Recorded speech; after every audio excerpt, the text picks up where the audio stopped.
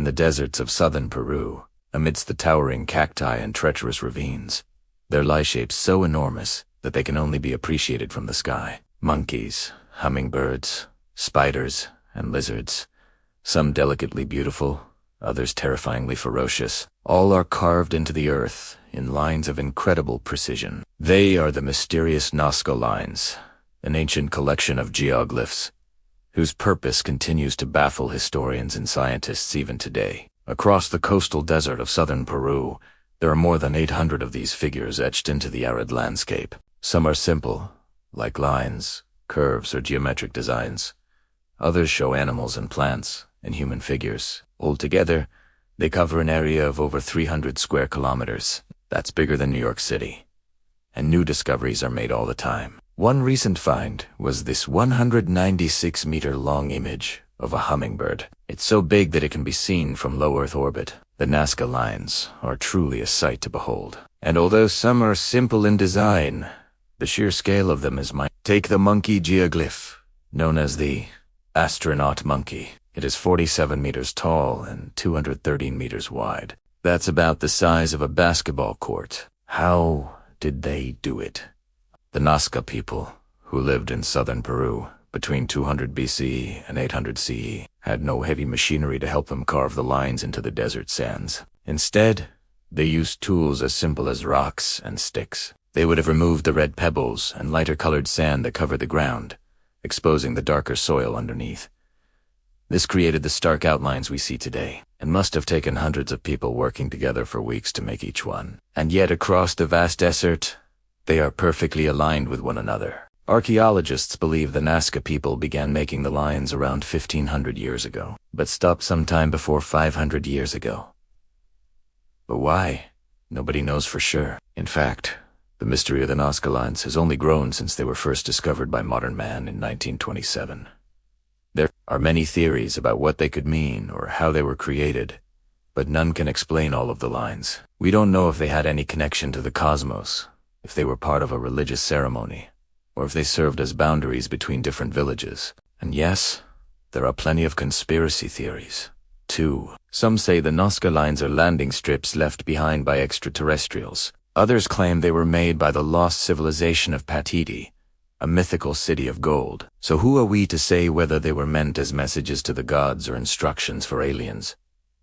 What is certain is that the Nazca people were master astronomers. At the time they were creating the lines, the tropical year consisted of 365 days, and their calendar was exceptionally accurate. They observed the solstices and equinoxes, and divided the year into 12 months, each month with its own festival. It's entirely possible that the lines serve some astronomical function, either as a way to track the stars or as an aid to divination. Several lines appear to point to significant celestial events, such as the emergence of the Milky Way on the summer solstice. Could this have been a ceremonial path for honoring the dead or conducting rituals? Maybe. However, not everyone believes the Nazca Lines are related to astronomy at all.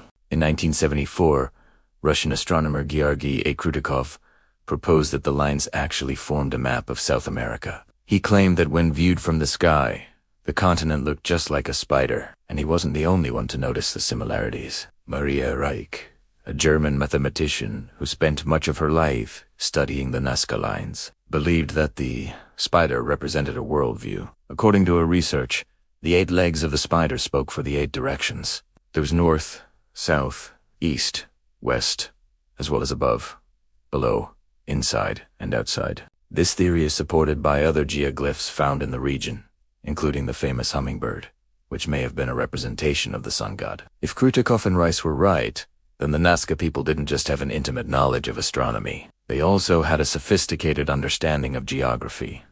However, this is just a theory. Like everything else, nobody can say for sure what the lines mean. This is largely because nobody can agree on where to look. After all, most of the lines are in the middle of the Peruvian desert. Getting there requires a 4-wheel drive vehicle and a guide.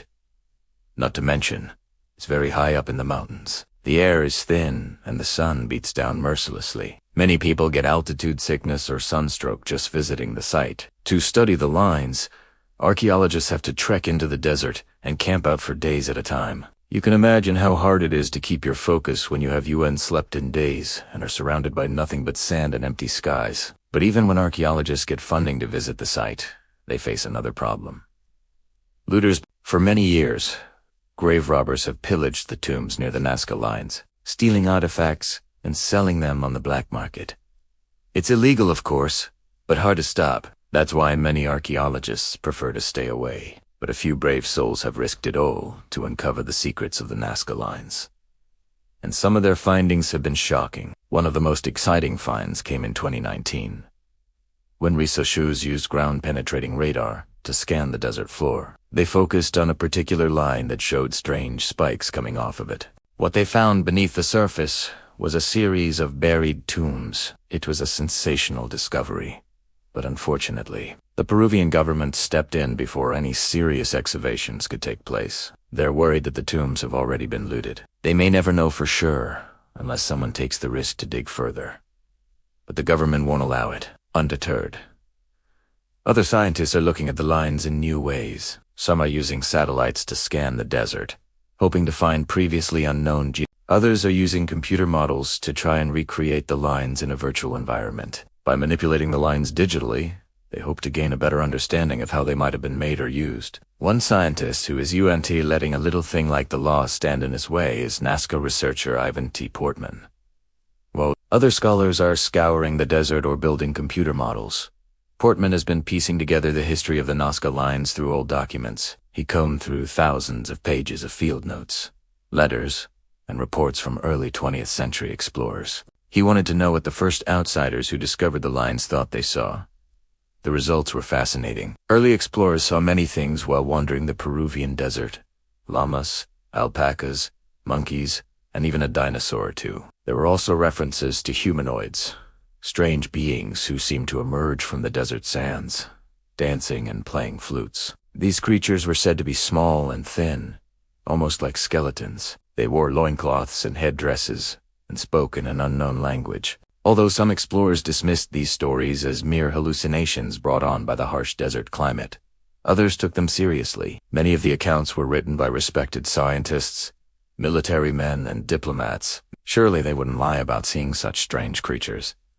But if they didn't, who did? Portman's research suggests that the Nazca people weren't the only ones living in the desert. Whatever these mysterious humanoids were, they seemed to be part of a lost civilization that predated the Nazca. They were gone by the time the Spanish arrived, but their legacy lived on in the eyes of the indigenous people. Some believe the humanoids were the Patidi, the legendary golden people. If TC is true, then they could hold the key to unlocking the secrets of the Nazca Lines.